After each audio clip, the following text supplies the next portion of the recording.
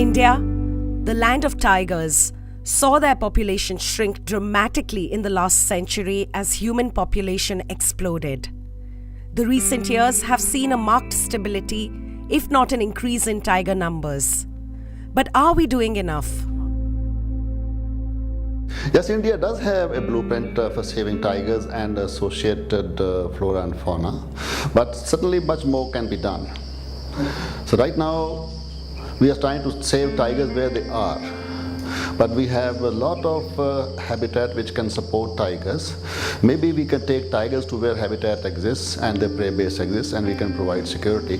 But if we want to protect tigers only in the area where we already have tigers, yes, they already protected. I think they're doing fairly well and the numbers are increasing.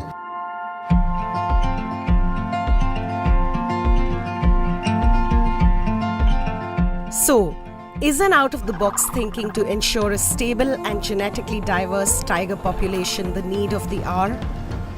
One man in South Africa and his project at Tiger Canyons has done numerous experiments on the rewilding of tigers born in captivity.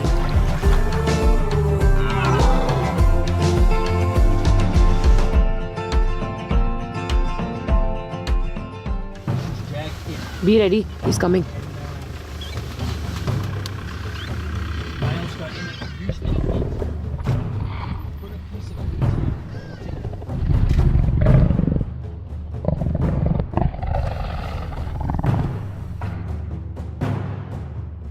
I started my ex situ conservation project in the year of 2000. At that time, there were reputed to be 8,000 wild tigers. Today, in 2017, there are probably about 2,000 wild tigers. When I started the project, there were 40,000 tigers in captivity. Today, there are 80,000 tigers in captivity.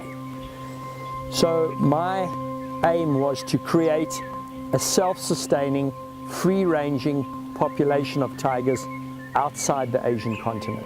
I've taken tigers at a very young age and then spending hours walking with them, hunting with them every single day. I've been able to take young captive tigers and return them to the wilds, whereby today they're totally wild. I would not try to interact with them at all. They're good hunters. So I've created the opportunity for young tiger cubs to become fully self-sustaining wild tigers.